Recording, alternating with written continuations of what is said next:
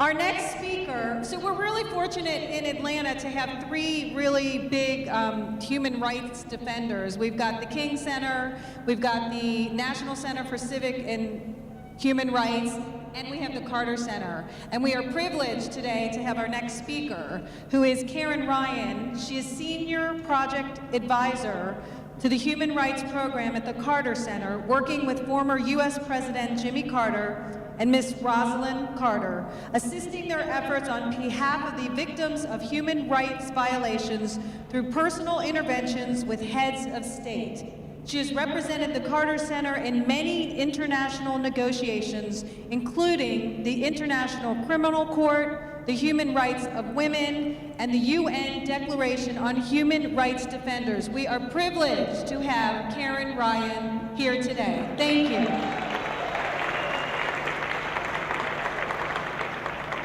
Hi, everybody. Hi. I know we're close to the end, and yes, that's my favorite song, Love is the Answer. And Breeze and Ratana are wonderful. They performed their song, and we're going to make this song into a worldwide video, so y'all might see yourself. You know Happy, the Happy video? We're going to make this into that kind of thing where everyone's singing along, so I just got some good video. So.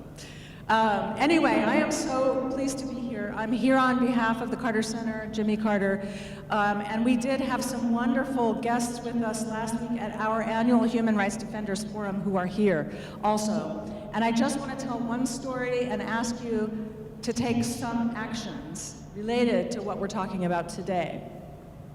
I just got back from Washington, D.C. last night because I took a group of the human rights defenders who come to our forum to Washington, D.C. to meet with members of Congress and members of the White House and the State Department, et cetera. So what happened? These activists who are working in their own countries to bring human rights and peace are the most amazing people. And we want actually to change American policy so that we can support them. Because we're on the wrong path. Does anyone believe me when I say we're on the wrong path when it comes to violence? The title of our conference was Beyond Violence, because we have to have a vision for where we're going if we're going to get there, right?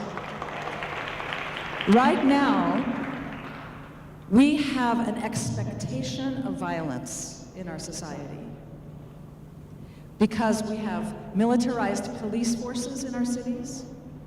We have the largest military in the history of mankind, and yet we think we're going to solve our problems that way. We are not going to solve our problems that way. So we called it Beyond Violence because we want to create a vision for the future, and that's what we were about. I'm going to tell you the story of Fatima al-Bahadli. She lives in Basra, Iraq. She has been working for many years to help the victims of war, and especially widows, who have been made widows by the wars that have been breaking out since the first US invasion in 1991, so for a very long time. And she is not a young woman. She's been at it a very long time. But recently, with the spread of this group that some people call the Islamic State, I don't like to call it that because it's not a state. It's a gang, but guess what? It's a very big gang with lots of weapons. And our Congress, when we were in Washington, D.C., they are on the verge of passing a new authorization for the use of military force, which is the legal authority for the President of the United States to wage war in Iraq and Syria. So we are about to go to war again on a big scale, and that's very upsetting. This is a story of failure and success, action and hope. The failure is that what people are calling the Islamic State today is a result of our war that we launched in 2003 because we destroyed the state of Iraq. We destroyed the government, and all of those fighters and the people that are so organized in Iraq and Syria are former officials of the government that we destroyed in 2003.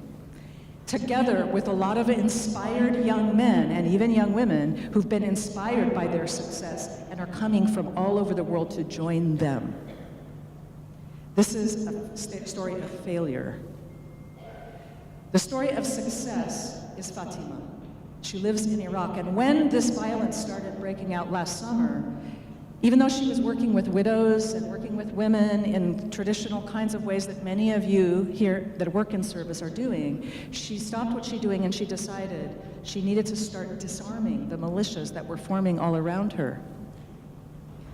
And because she was trusted in the community, she started talking to these young men that were in the militias, bringing them food, bringing them clothes that they didn't have. You see, Ali Sistani, the religious leader, had issued a fatwa, an edict, for all of the families to become armed, to get guns, to protect themselves. So they were all arming up, and she said, wait a minute, that's not the solution. So she talked to them, one by one, 3,000 young men she reached out. Eventually, she persuaded 500 of these men to give up their weapons, to turn in their weapons, and she hired them to rebuild schools, buildings, roads, and through her efforts, this one woman, she has disarmed 500 men, reconstructed schools, buildings, homes, roads with $5,000. Something our billions and billions and billions that Halliburton and all of the other contractors and our military could never achieve. This woman did it with $5,000. She is the story of success. We have failure, we have success, and what is the lesson? The lesson is that peacemakers and men working together in communities are the ones that are going to build peace, build human rights, build democracy. But every time we bring violence into the picture, every time we go to war, we make it harder for them. So I'm going to ask you to take an action. Nan Orak, thank you very much. She mentioned a few things that I want to underline, but especially one. At the end of the week last week, we decided the one thing we should do is push the Congress to pass the Women, Peace, and Security Act in Congress, because this is a vehicle that will help women like Fatima succeed. And it will emphasize that we need community peacemakers. If they're going to pass a new authorization for the use of military force, then let's ask them also to invest in the future. Did you know that over 10 years, we are going to spend over $1 trillion updating the nuclear arsenal that we will never use? Pray to God we never use the nuclear arsenal. $1 trillion to update a weapon system we will never use. Can we imagine what could be done with $1 trillion to educate every girl, to put every young man through school to work so he can have a job? Next November in this city will be the Nobel Peace Laureate Summit. And we are going to start this message. Instead of war, peace. Instead of drones, schools. Instead of bombs, Fatima. And all of them like her, because there are many like you. So keep an eye out for all of this work. The Carter Center is putting up a new website where we're going to be talking about this. It's called the Forum on Women, forumonwomen.cartercenter.org, and these stories will be up there so we can start working together. Thank you very much.